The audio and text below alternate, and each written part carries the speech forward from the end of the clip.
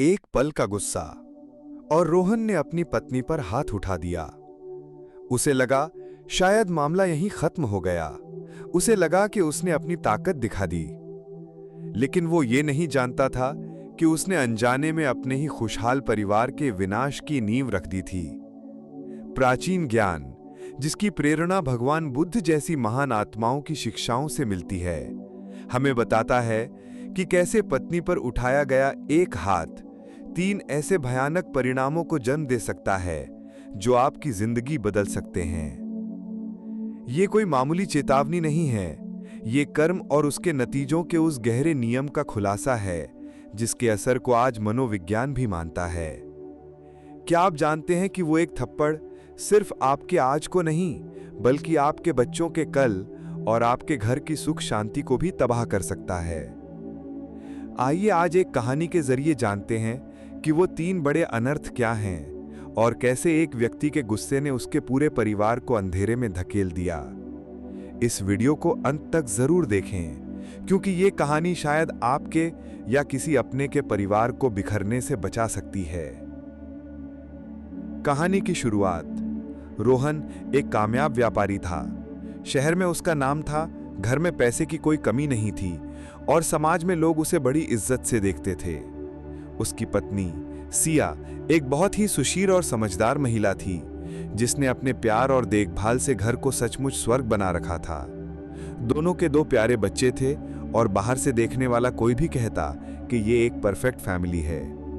लेकिन इस खूबसूरत तस्वीर के पीछे एक बदसूरत सच छिपा था, रोहन का गुस्सा। जब भी उसे बिजनेस में कोई दिक्कत होती या किसी बात पर तनाव होता, तो उसका गुस्सा बेकाबू हो जाता। वो छोटी छोटी बातों पर सिया पर चीखता, उसे नीचा दिखाता। सिया सब कुछ चुपचाप सह जाती। वो सोचती शायद दिन खराब होगा, शायद काम का तनाव होगा। वो अपने आंसू अपनी मुस्कान के पीछे छिपा लेती, ताकि घर का माहौल शांत रहे और बच्चों पर कोई बुरा असर न पड़े। एक शाम रोहन घर लौटा। किसी डील में बड़ा नुकसान होने की वजह से वो पहले से ही गुस्से में था। घर में घुसते ही सिया ने मुस्कुराकर पानी का गिलास आगे बढ़ाया, लेकिन गलती से गिलास रोहन के हाथ से फिसलकर जमीन पर गिर गया। बस इतनी सी बात थी, पर रोहन के अंदर का लावा फट पड़ा। उसने बिना कुछ सोचे समझे सबके सामने सिया पर हाथ उठा दिया। वो एक पल था जब लगा जैसे वक्त थम गया हो। दरवाजे के पीछे खड़े बच्चे अपनी मां को पीटते देख बुरी तरह सहम गए। उनकी आंखों में डर और हैरानी थी कि उनके पापा ऐसा कैसे कर सकते हैं। सिया की आंखों में आंसू नहीं थे, बस एक खामोश दर्द था, जैसे उसके अंदर कुछ हमेशा के लिए टूट गया हो। उस एक थप्पड़ की गूंज उस बड़े से घर की दीवारों में हमेशा के लिए कैद हो गई। अगली सुबह घर में एक अजीब सी खामोशी थी। बच्चे अपने पिता से नजरें चुरा रहे थे। सिया अपने काम तो कर रही थी, लेकिन उसकी हंसी गायब थी, जैसे उसकी आत्मा चुप हो गई हो। रोहन को अपनी गलती का एहसास हुआ। उसने सिया से माफी मांगने की कोशिश भी की, लेकिन उसके शब्द खोखले लग रहे थे। उसने सोचा चलो कोई बात नहीं, वक्त के साथ सब ठीक हो जाएगा। पर वो ये नहीं जानता था कि कर्म का पहिया घूम चुका था। उसने जो बीज बोया था, अब उसकी कड़वी फसल काटने का समय शुरू हो रहा था। दिन बीतते गए, लेकिन कुछ भी ठीक नहीं हुआ, बल्कि हालात और बिगड़ते चले गए। रोहन का व्यापार डूबने लगा। जिन ग्राहकों पर उसे नाज था, उन्होंने भी साथ छोड़ दिया। बच्चे हर समय चिड़चिड़े और डरे डरे रहने लगे। घर की सुख शांति और पैसा सब धीरे धीरे खत्म होने लगा। रोहन समझ नहीं पा रहा था कि अचानक सब कुछ इतना गलत क्यों हो रहा है। वो मंदिरों में गया, पंडितों से मिला, पर उसे कहीं कोई रास्ता नहीं मिला। एक दिन हताश और परेशान रोहन शहर के बाहर एक शांत बोधि विहार में जा पहुंचा। वहां एक भिक्षु एक बोधि वृक्ष के नीचे ध्यान में बैठे थे। उनके चेहरे पर गजब की शांति और करुणा थी। रोहन उनके पास बैठ गया और रोते रोते अपनी पूरी कहानी कह सुनाई। उसने बताया कि कैसे उसकी एक गलती ने उसके हंसते खेलते परिवार को बर्बाद कर दिया है। भिक्षु ने धीरे से अपनी आंखें खोली और कहा, बेटा, जिसे तुम साधारण गलती समझ रहे हो, वो कर्म के नियम के अनुसार एक बहुत बड़ी भूल है। तुमने अपनी पत्नी पर हाथ नहीं उठाया, तुमने अपने घर की नींव पर चोट की है।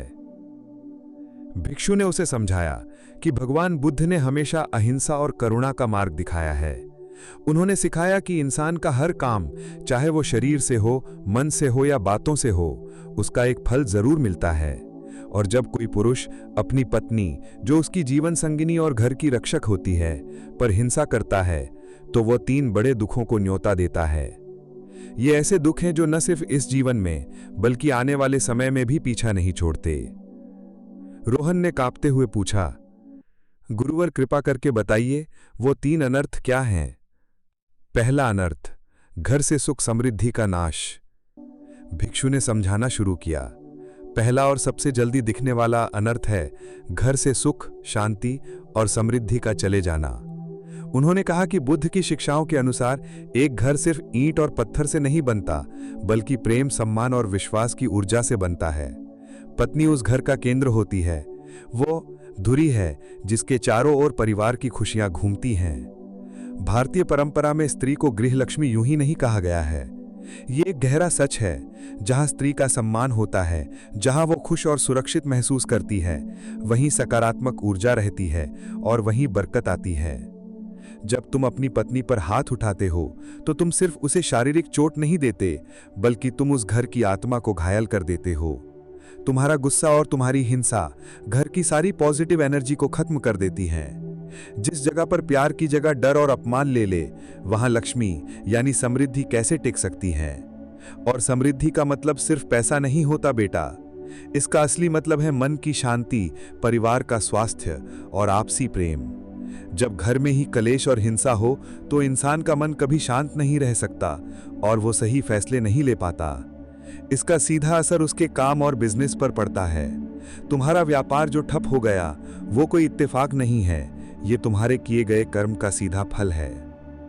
रोहन को अब अपनी बर्बादी की वजह समझ में आने लगी थी। उसके ग्राहक उससे क्यों दूर हुए, उसके काम क्यों बिगड़ने लगे, ये सब अब आईने की तरह साफ था। उसने अपनी पत्नी को नहीं, अपनी किस्मत को थप्पड़ मारा था। जिस घर में पत्नी की आंखों में आंसू हो, उस घर में बरकत कभी नहीं हो सकती। ये पहला अनर्थ है जो इंसान को इसी जीवन में गरीबी और अशांति की ओर धकेल देता है। दोस्तों, ये कहानी सिर्फ रोहन की नहीं है, ये उन हजारों परिवारों की सच्चाई हो सकती है जहां जाने अनजाने में ये गलती होती है। अगर आपको ये बातें सही लगी और आप मानते हैं कि हर घर में स्त्री का सम्मान होना ही चाहिए, तो इस वीडियो को लाइक करें और हमारे चैनल को सब्सक्राइब करें। इस तरह की गहरी बातें आप तक लाने में हमें बहुत मेहनत लगती है। आपका एक सब्सक्राइब हमें और भी अच्छी कहानियां आप तक पहुंचाने की हिम्मत देता है। चलिए अब जानते हैं उस दूसरे और भी भयानक अनर्थ के बारे में। दूसरा अनर्थ पहले से कहीं ज्यादा गहरा और खतरनाक है। यह तुम्हारी संतान के भविष्य को अंधेरे में धकेल देता है। बुद्ध की शिक्षाओं से हमें यह सीख मिलती है कि बच्चे कच्ची मिट्टी जैसे होते हैं। वो ये नहीं सीखते जो आप कहते हैं, वो ये सीखते हैं जो आप करते हैं। जब एक बच्चा अपने पिता को अपनी ही मां पर हाथ उठाते हुए देखता है तो उसके कोमल मन पर बहुत गहरे घाव लगते हैं। पहला तो उसके मन से पिता के लिए इज्जत खत्म हो जाती है और उसकी जगह डर ले लेता है। वो अपने रक्षक को ही हमलावर समझने लगता है। दूसरा, उसके लिए हिंसा एक सामान्य बात बन जाती है। उसे लगने लगता है कि अपनी बात मनवाने के लिए या गुस्सा दिखाने के लिए ताकत का इस्तेमाल करना सही है। अगर वो बेटा है तो बहुत उम्मीद है कि बड़ा होकर वो भी यही रास्ता अपनाएगा, और अगर वो बेटी है तो या तो वो खुद को हमेशा एक शिकार के तौर पर देखेगी या ऐसे ही हिंसक रिश्तों को ही अपनी किस्मत मानकर चुपचाप सहती रहेगी। और तीसरा और सबसे खतरनाक असर ये होता है कि उसका प्यार और सम्मान जैसे रिश्तों पर से विश्वास उठ जाता है। घर जो उसके लिए दुनिया की सबसे सुरक्षित जगह होनी चाहिए थी, वही उसे एक लड़ाई का मैदान लगने लगता है। इसका सीधा असर उसके दिमागी विकास पर पड़ता है। ऐसे बच्चे अक्सर बड़े होकर आत्मविश्वास की कमी, गुस्सा और असुरक्षा जैसी समस्याओं से घिरे रहते हैं। उनका भविष्य, उनकी काबिलियत, उनके सपने, सब कुछ उस एक पल की हिंसा की भेंट चढ़ जाते हैं। तुमने अपनी पत्नी पर हाथ उठाकर सिर्फ उसे जलील नहीं किया, तुमने अपने बच्चों की आत्मा पर एक ऐसा घाव दे दिया है जो शायद जिंदगी भर न भरे। तुमने अनजाने में हिंसा की एक ऐसी चेन शुरू कर दी है जो पीढ़ी दर पीढ़ी तुम्हारे परिवार में चलती रह सकती है। यह दूसरा अनर्थ है जो तुम्हारे वंश की जड़ों में जहर घोल देता है। रोहन की आंखों के सामने अपने डरे सहमे बच्चों के चेहरे घूम गए। उसे अब समझ आया कि उनका चिड़चिड़ापन और डर उसके अपने ही कर्मों का आईना था। उसका दिल अपराध बोध से भर गया। तीसरा अनर्थ, पीढ़ियों तक चलने वाला कर्म बंधन। भिक्षु ने एक गहरी सांस लेकर कहा, अब सुनो तीसरे और सबसे गहरे अनर्थ के बारे में। यह है कर्म का वो बंधन जो न सिर्फ इस जीवन में बल्कि आने वाले समय में भी तुम्हारा पीछा करता है। भगवान बुद्ध की शिक्षा का सार कर्म का सिद्धांत ही है। जैसा बीज बोओगे वैसी ही फसल काटोगे। जब तुम गुस्सा और हिंसा का बीज बोते हो तो तुम एक बहुत भारी वकारात्मक कर्म बनाते हो। ये कर्म तुम्हारी आत्मा पर एक काले धब्बे की तरह छप जाता है। ये तुम्हारे मन और चेतना को इतना अशांत कर देता है कि तुम कभी सुकून से नहीं रह सकते। ये कर्म बंधन सिर्फ तुम तक नहीं रहता। जब कोई व्यक्ति अपनी पत्नी को तकलीफ देता है तो वो एक ऐसी नकारात्मक ऊर्जा पैदा करता है जो उसके पूरे परिवार के ऊर्जा क्षेत्र यानी ऑरा को खराब कर देती है। परिवार में लगातार अशांति, बीमारियां और दूसरी मुसीबतें इसी खराब ऊर्जा का नतीजा हो सकती हैं। ये दूषित ऊर्जा आने वाली पीढ़ियों के जीवन में भी रुकावटें पैदा करती है। यहां तक कि मृत्यु के बाद भी ये कर्म पीछा नहीं छोड़ता। बौद्ध दर्शन के अनुसार हमारी चेतना अगले जन्म में इन्हीं कर्मों का बोझ लेकर आगे बढ़ती है। पत्नी को दिया गया दुख, उसके आत्मसम्मान को पहुंचाई गई चोट, ये सब तुम्हारे अगले जन्मों में भी दुख और अपमान का कारण बन सकता है। ये तब तक चलता है जब तक कि इस कर्म का हिसाब बराबर ना हो जाए। ये सुनकर रोहन थर-थर कांपने लगा। उसे अपनी गलती की भयावहता का एहसास हुआ। यह सिर्फ एक थप्पड़ नहीं था, यह एक ऐसा पाप था जिसका कर्ज उसे कई जन्मों तक चुकाना पड़ सकता था। ज्ञानोदय और समाधान। रोहन भिक्षु के पैरों में गिर पड़ा और रोते हुए बोला, गुरुवर, मैंने बहुत बड़ा पाप कर दिया है। क्या इससे बचने का कोई रास्ता है? क्या मैं अपने परिवार को इस श्राप से बचा सकता हूं? भिक्षु ने उसे उठाते हुए कहा, बेटा, अपनी गलती मान लेना ही प्रायश्चित का पहला कदम है। बुद्ध का मार्ग दया और करुणा का मार्ग है। सबसे पहले अपनी पत्नी के पास जाओ और सिर्फ जुबान से नहीं बल्कि सच्चे दिल से माफी मांगो। उसे विश्वास दिलाओ कि तुम वाकई बदल गए हो और भविष्य में ऐसी गलती कभी कभी नहीं होगी।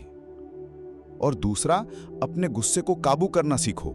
ध्यान और प्राणायाम का अभ्यास करो। जब भी गुस्सा आए तो कुछ भी करने या कहने से पहले 10 तक गिनती गिनो और गहरी सांस लो। याद रखो, असली मर्दानगी हिंसा में नहीं बल्कि खुद पर काबू रखने में है। और तीसरा, अपने परिवार में प्यार और सम्मान का माहौल फिर से बनाओ। अपनी पत्नी को वो इज्जत और प्यार दो जिसकी वो हकदार है। अपने बच्चों के साथ वक्त बिताओ और उन्हें अच्छे संस्कार दो। जब तुम प्यार और दया का कर्म करोगे तो धीरे धीरे तुम्हारे पुराने बुरे कर्मों का असर कम होने लगेगा। रोहन को जैसे एक नई राह मिल गई थी। उसने भिक्षु को वचन दिया कि वो आज से ही एक नया जीवन शुरू करेगा। वो वापस घर लौटा और उसने वही किया जो भिक्षु ने कहा था। उसने सिया के पैरों में गिरकर माफी मांगी। उसकी आंखों में सच्चा पछतावा देखकर सिया ने उसे माफ कर दिया। उस दिन के बाद रोहन पूरी तरह बदल गया। उसने अपने गुस्से पर जीत हासिल की और अपने घर को फिर से प्यार और सम्मान से भर दिया। धीरे धीरे उसका व्यापार भी पटरी पर आने लगा और उसके घर में फिर से खुशियों ने दस्तक दी। ये कहानी हमें एक बहुत गहरी सीख देती है। पत्नी पर उठाया गया हाथ असल में आपकी अपनी ही किस्मत पर ताला लगा देता है। ये आपके घर की बरकत छीन लेता है, आपके बच्चों का भविष्य अंधेरे में धकेल देता है और आपको पीढ़ियों तक चलने वाले एक बुरे कर्म बंधन में जकड़ लेता है। याद रखिए, स्त्री सम्मान की पात्र है, प्रेम की पात्र है। वो आपके जीवन की साथी है, आपकी दुश्मन नहीं। उसे सम्मान देना खुद को सम्मान देने के बराबर है। बुद्ध जैसे महापुरुषों से प्रेरित ये चेतावनियां किसी को डराने के लिए नहीं बल्कि जगाने के लिए हैं, ताकि कोई भी परिवार इस तरह के दुख का शिकार ना हो। आपको इस कहानी से क्या सीखने को मिला? अपने विचार नीचे कमेंट्स में हमारे साथ जरूर शेयर करें। अगर ये वीडियो आपके दिल को छू गया हो तो इसे अपने परिवार और दोस्तों के साथ शेयर करें। क्या पता आपका एक शेयर किसी परिवार को टूटने से बचा ले। हमारे चैनल को सब्सक्राइब करना न भूलें ताकि हम आप तक ऐसी ही जीवन बदलने वाली कहानियां पहुंचाते रहें। मिलते हैं अगली कहानी में।